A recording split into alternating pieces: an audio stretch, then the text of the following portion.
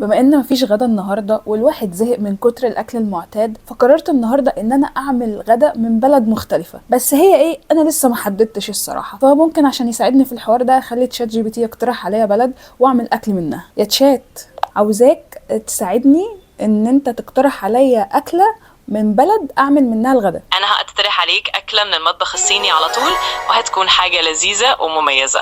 لو عايز تفاصيل أكتر أنا جاهز، لكن الأكيد إن الصين دايما خيار ممتاز. اوه خلاص اوكي. حاسه ان انا زنقت نفسي سيكا. عشان انا عمري ما عملت اكل صيني قبل كده، ومعرفش اصلا ايه الاكلات وايه المكونات وهل موجوده عندي ولا لا وهل هنحبها ولا لا. فمحتاجه ان انا كده اروح اعمل ريسيرش قوي، ايه الاكلات اللي ينفع تتعمل وايه الاكلات اللي ستايلها هتبقى زينا وهتعجبني انا واحمد عشان ما نلبسش. فهروح اعمل ريسيرش واجيلكم. ما تاخرتش الصراحه، توصلت الاكلتين على طول. اول واحده الدمبلينج، والتانية تشيكن سويت اند سور ومعاها مكرونة. مكونات موجودة الحمد لله عندي. الدمبلينج بس هغير حاجات كده فيها شوية عشان في حاجات مش عندي وفي حاجات حاساها مش هتعجبني، فهغيرها على الستايل بتاعي. فيلا بينا نروح نحضر. رايحين فين؟ انتوا نسيتوا ولا ايه؟ لايك حلو زيكم وكومنت جامد، واللي مش مشترك في القناه يشترك فيها عشان عايزين نوصل بقى لاكبر عدد من المشتركين بسرعه بسرعه بسرعه. اول حاجه هبدا بيها عشان اتبل اللحمه ان انا هقطع البصل.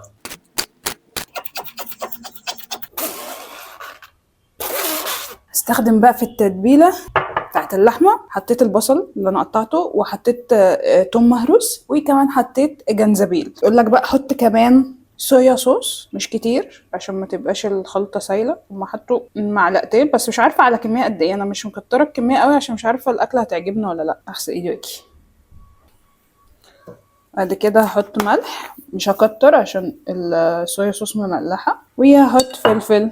ده هكتر منه بقى عشان انا بحبه على اللحمه. الصراحه انا زودت عليها شويه توابل بتاعت لحمه عشان خايفه تبقى طعم اللحمه قوي كده، ما بحبوش كده، بحب التوابل يبقى مغطيه عليه. فزودت دي حاجه من عندي بقى. واتمنى ان شاء الله ان طعم اللحمه ما يبقاش زفر. هي الريحه حلوه، الطعم ان شاء الله ان شاء الله ان شاء الله انا متفائله خير. يعني ما بتقلبش ليه بس. خلصنا التقليب الحمد لله. فدلوقتي بقى هغطيها وندخل على اهم حاجه، العجينه دي اللي انا خايفه منها. ربنا يستر بقى. يلا بينا. بعد سيرش كتير على اليوتيوب توصلت لاسهل طريقه، دقيق وشويه ملح واخر حاجه بقى ميه. الموضوع سهل جدا بس انا هزود الميه بالراحه كده. انا ما اعتمدتش الصراحه مقادير، بس اعتمدت شكل العجينه اللي انا شفتها يعني.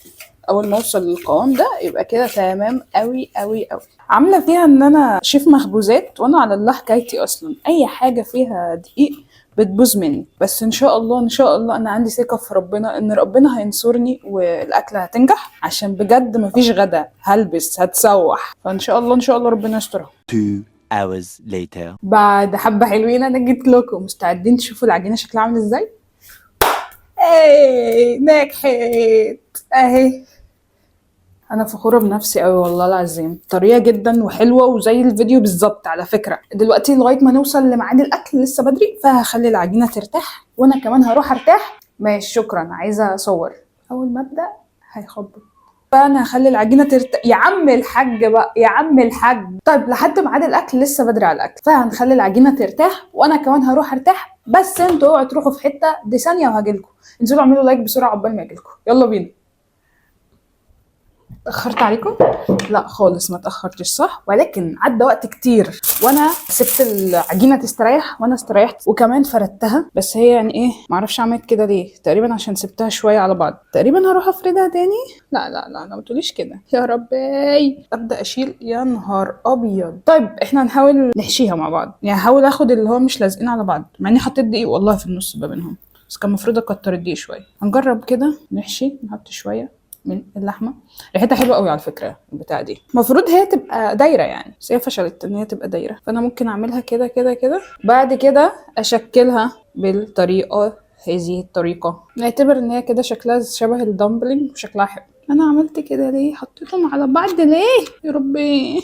والله العظيم كنت فردهم حلوين وحطيت دقيق كمان. انا هروح اشوف حل في العجينه اللي لزقت في بعض تاني دي وابقى اجيلكم. كل المحاولات للأسف بقت بالفشل، ومفيش غير إن أنا اعجنها واشكل من الاول. انا اوريدي اصلا عملت حبه اهو، بس حطيتهم كده بعيد عن بعض، محدش يلمس بعض، خصموا بعض خالص كده، عشان انا ما عنديش وقت بجد ان انا اعمل تاني. اضطريت اعمل كده لان للاسف بصوا الاشكال مش حلوه خالص. خلصت.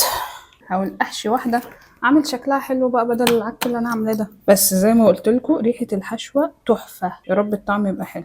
اهي ايوه كده، ايوه كده، هو ده الكلام، مش العك اللي احنا عاملينه في الاول ده. شايفين الشكل؟ يا سلام. تعالوا اوريكم بقى بحشيها ازاي. حطيت شويه لحمه، بعد كده نقفلها كده، بعد كده نشكلها كده. ليها كذا طريقة تشكيل يعني، بس انا ما حفظتش غير دي عشان دي اسهل واحدة. وبكده تبقى الدمبلينج جاهزة. انا هخبي الحبة الاولانيين دول مش هوريهم اللحمة. المهم دلوقتي هقعد اكمل بقى انا الحشو، وهكذا نشوف نكمل الاكل نعمل ايه.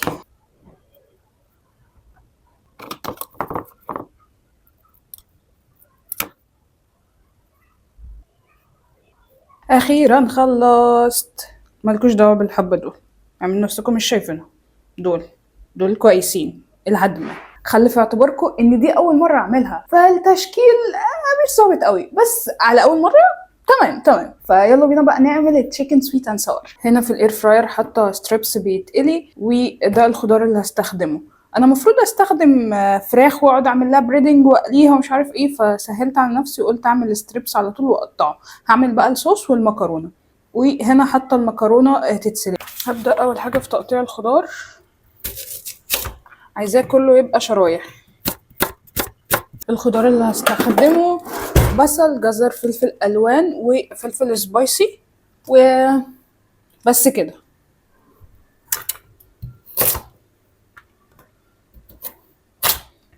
نفسي اتعلم التقطيع زي الشيفات، اللي هو دب دب دب دب دب دب دب دب كده يبقوا خلصوا. بس انا لو عملت كده حاجات تانية هتطير مش الاكل. بحاول ان انا اقطعهم شرايح رفيعة عشان طريقة التسوية تبقى صح. في طريقة كده معينة بيسووا بيها، اللي هو الخضار لسه بيبقى ايه، كرانشي يعني. فان انا اوصل للمعادلة دي ان الخضار مستوي بس كرانشي، فدي التقطيعة هي العامل بتاعها. للأسف لسه قدامي كل دول اقطعهم. خلونا نبدأ نسوي بقى. هبدأ انزل بالخضار واديله تشويحة، وانزل باللي بعده. يعني اول حاجة مثلا هنزل بيها عشان هي هتاخد وقت، البصل هو اكتر حاجة تاخد وقت. نزل معاه شوية فلفل، مش مهم عادي، دي كانت مستخبية مع الفلفل الباقي. اول ما كده البصل يبدأ يغير لونه ننزل بالجزر، عشان ده تاني حاجة بتاخد وقت ان هي تستوي. برضو في فلفلاية نزلت بالغلط معاه. هوب على طول ننزل بالفلفل كله بقى مع بعض. الالوان تحفة.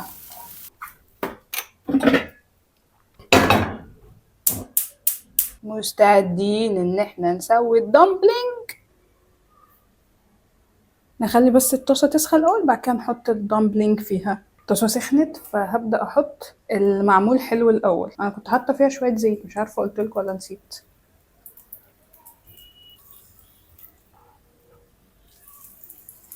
بصوا بدأت احمرها كده من كل الجناب، هو المفروض من تحت بس انا ما اقتنعتش الصراحة، فعملتها كده. وبعد كده نحط ربع كوباية مية، نغطي عليها ونوطي النار خالص، ونسيبها بقى ايه تستوي براحتها. بصوا بقى نجيب كده شويه صوصات كتيره، صويا صوص، هوت صوص، وكاتشب، وده صوص كوري كده.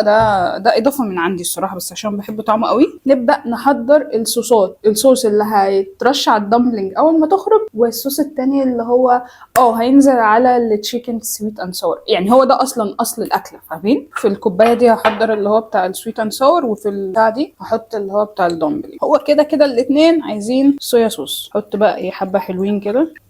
خلصت الازازه خلاص بح. وفي الاتنين هحط هوت صوص، مش كتير بس عشان لسه هحط الصوص الكوري ده هنا في الدمبلينج بتاع الدمبلينج. تمام، مش هحط هنا عشان ده سبايسي، وانا كنت حاطه فلفل سبايسي اصلا في الاكل. بعد كده نحط الكاتشب هنحطه هنا. نشيل بقى الصوصات دي ونجيب الحاجات التانية. عسل، اسمها ايه، سويت اند ساور، فالسويتنس هتيجي من فين؟ من العسل معروف. بسم الله. احط معلقه عسل، وهنا هحط ايه شويه سمسم كده. ناقص ايه ناقص هنا بصل اخضر، وناقص هنا شويه نشا. ناخده بقى وننزل بيه على الخضار. وده الستريبس اللي انا كنت قليه قطعته، هننزل بيه برضو على الايه الميكس ده. جماعة شكلها بقى يميمي قوي، فتعالوا ندوقها. ايه، ناخد حتة كده فراخ مع حتة فلفل وندوق. بسم الله. تحفة، طعمها يا جماعة رهيب رهيب رهيب.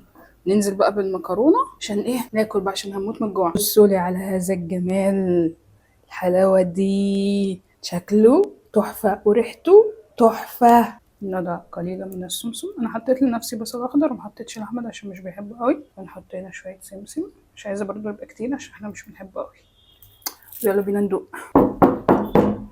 السلام عليكم ورحمة الله وبركاته. عليكم السلام ورحمة الله ايه وبركاته. الأخبار؟ الحمد لله. أخبار الأكل؟ اتفضل بس. اوبا يا نهار أبيض. بص الفكرة كانت ايه، احنا زهقانين من الأكل المعتاد. تمام، فقلت للشات جي بي تي يختار لي دولة أعمل منها أكل، فاختار لي الصين. الصين؟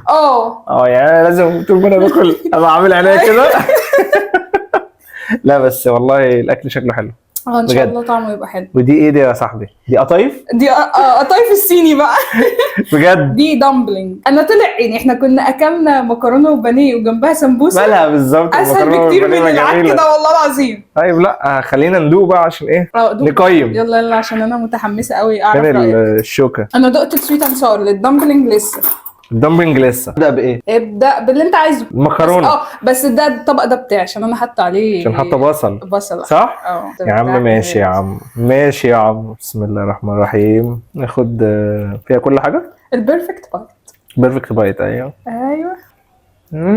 ايه ايه الكلام؟ قول. ده أنا سبايسي. مستنية. بجد والله قوي. لا مش قوي بس حلو. حلوه يعني. اتخضيت. خضار جامد. جامد. اه ايوه هو دي التسويه المظبوط، هي دي التسويه. ده جزر؟ تمام. ده جزر صح؟ ايوه. انت عارف ان انا تعبت قوي عشان اوصل الخضار لهذه التسويه. يا باشا تسلم ايدك والله. بجد. دول بقى القطايف. ودول القطايف بقى.